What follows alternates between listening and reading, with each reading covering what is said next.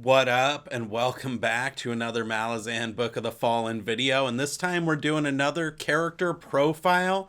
We're digging into one of the most hated or maybe most misunderstood characters in the entire series. It's the Empress herself, Laseen. Let's get into it.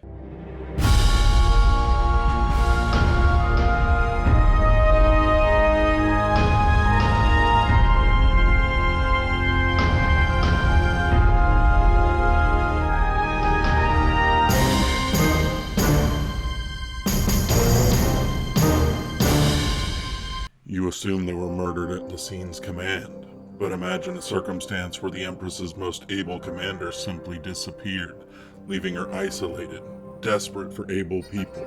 You forget, historian, that before Laseen became Empress, she was close companions with Cross, Urko, Amaron, Desem, and the others. Imagine her now alone, still feeling the wounds of abandonment.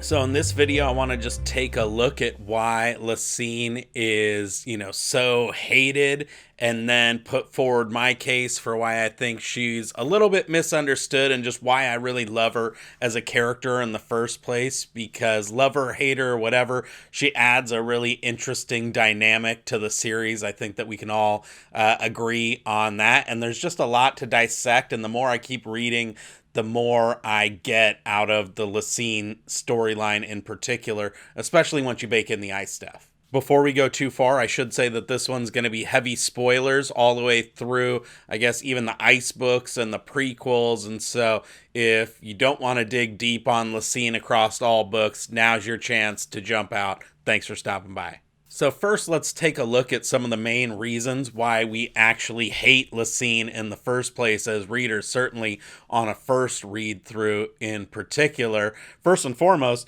she takes out Wu and Dancer, right? Somebody who's perpetrated this massive crime against people's friends that we are endeared to, right? Like Fiddler and Whiskey Jack, the old guard who we love.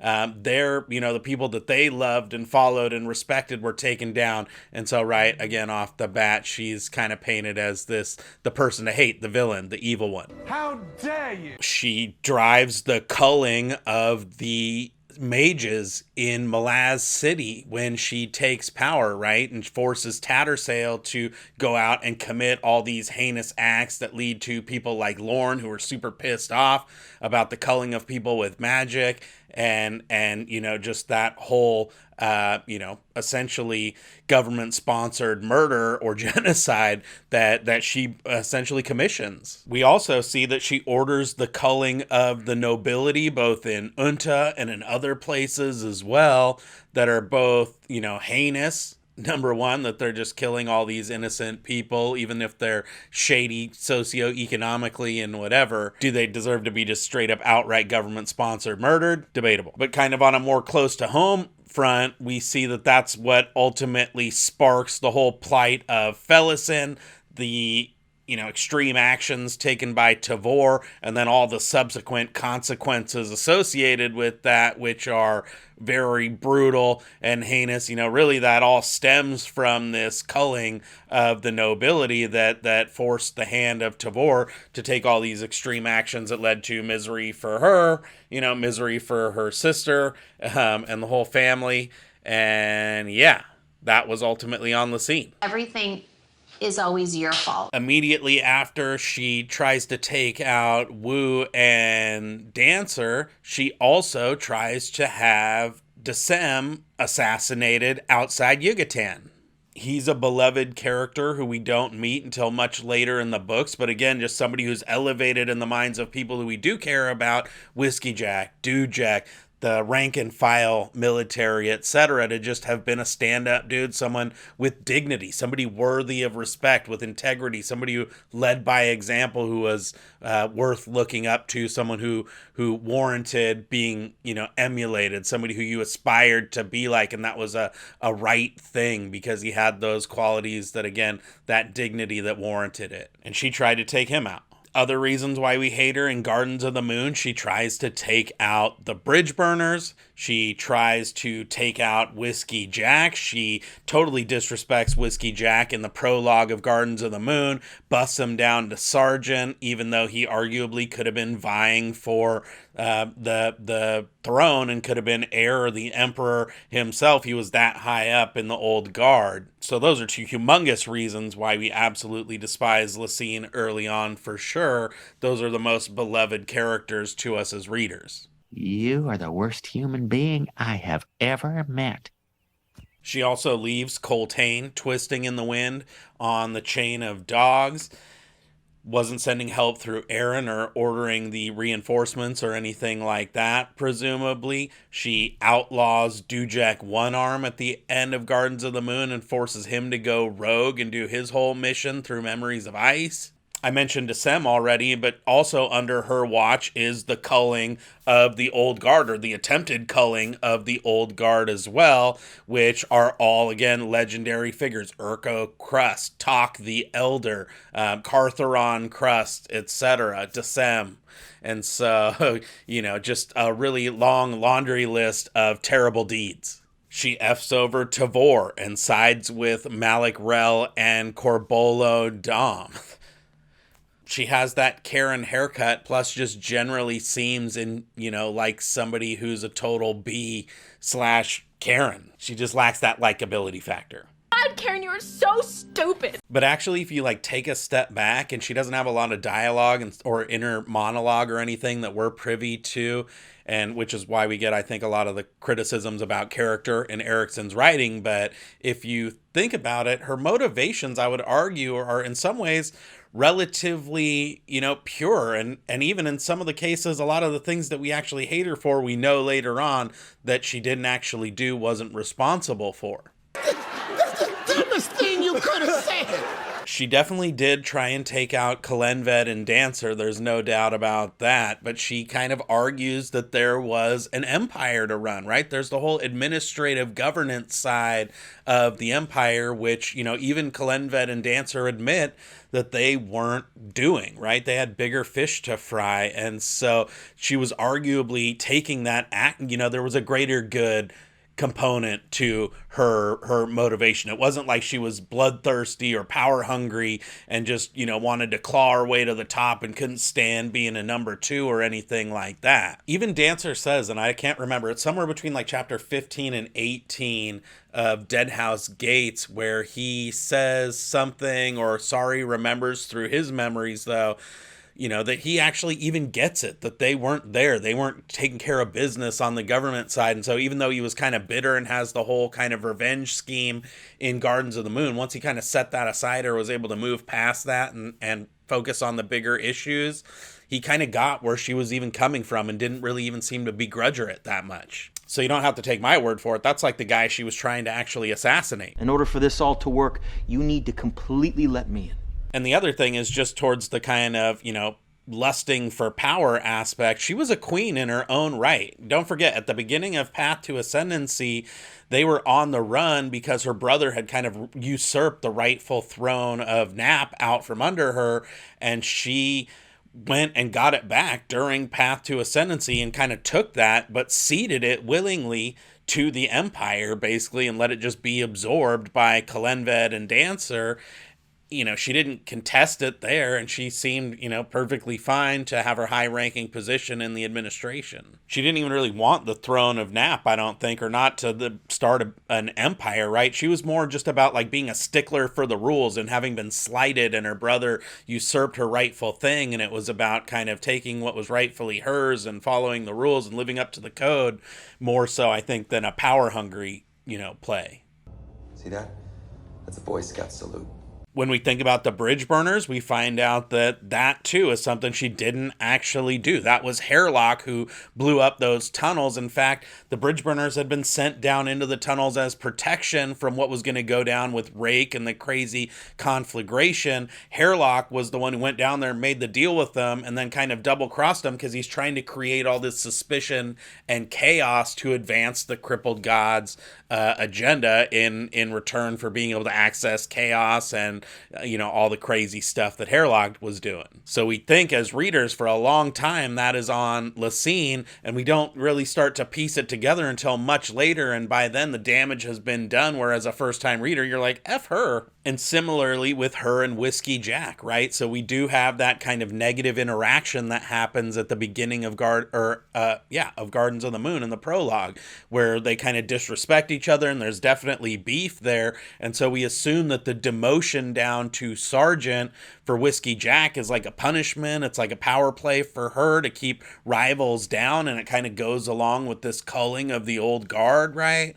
But actually, we find out again much later on that it was this whole inverted command structure deal where she knew and foresaw a lot of the issues that she was going to have down the road and wanted people like Whiskey Jack down on the ground level when all hell broke loose, essentially, to, hopefully keep things together and to keep the forces, give them something to fight for and a kind of anchor that would be able to be reassembled back into the bigger piece down the road once they were able to kind of tackle, this larger threat. And again, we only learn a lot of this stuff through like Memories of Ice, a little bit in Deadhouse Gates, and then Return of the Crimson Guard and the Bonehunters, and beyond. And by that time, again, a lot of your kind of opinion on Laseen has already been solidified. I just want you to know I hate you. And Dujek too, right? We see that was actually not really an outlawing of Dujek. It was a strategic move to, again, get Dujek ingratiated with Rake and Brood the only possible way that they could, so that they could take on this greater threat in the Panian Daemon. And so again, it seemed like this slight, it seemed like she was kind of backstabbing these beloved characters when they were actually working in concert together, and these were all premeditated chess moves aimed at actually a greater good. How about the fact that she just gave an F about that greater good in the first place and went to, Coral and does all this fighting against the Panian Daemon instead of just doing the self-serving thing and going, you know what, let's consolidate all of our troops back to 7 cities where there's this rebellion brewing. Forget Genobacchus, this is a lost cause. Let's get everybody out and we'll retake 7 cities and then, form up and get our strength or something like that, where, again, Genobacchus wasn't going well for them, and it wasn't about conquering Genobacchus, in taking on the Panian Daemon. That was about really truly quashing a genocide, which, again, not really self-serving for her, and yet she gets this bad rap for the outlawing for what she does to Whiskey Jack and the Bridge Burners, which actually, she actually had a good look on. Actually, that one's really good. With Coltane, even though she wasn't able to actually get Pormqual and the forces from Aaron there to reinforce and save, etc., we do see, and I was only connecting this time through the books, but Pearl is there with Apt supporting Coltane throughout. Dujek is tacitly, under Laseen's command still, even though he's technically outlawed. He was trying to support Coltane as well with the Trigale delivery that they got with supplies and water and all of that stuff when they were absolutely desperate, the thing to protect his soul. And so she didn't even really abandon, or she did what she could in the context of Malik Rel blocking all communications and just not really having a firm grasp of the command out there because it had essentially by that time already been usurped by Malik Rel. How about the fact that Coltane, through Bolt, actually defends Laseen? And that was the quote that I read at the beginning, right? And so even there, they themselves don't feel betrayed, or at least they can empathize with the plight that she was going through. And that was actually the first time I think that we as readers get some kind of an alternative viewpoint on Laseen's actions up to that point, which really resonated with me this time, hence the video. And so for me, I think it all boils down to incompetence more so than evil. Again, all that stuff that we just went through, I think arguably shows that she has good intention. She was there to administer where Wu and Dancer were failing. She had the greater good in mind of humanity. She thought she could do a good job. She was arguably the heir apparent. But she did do the cull of the nobility, which is just heinous, right? She does the cull of the mages at the beginning on Malaz Island, which is unforgivable. She tries to assassinate Desem, and also just the old guard as well. Talk the Elder, right? Cartheron Crust, Urko Crust. That was stupid. And even though the culling of the old guard, with the exception of Desem, wasn't her idea, it was, Taishren, I think it was called Taishren's misguided attempt at, consolidating power or something like that.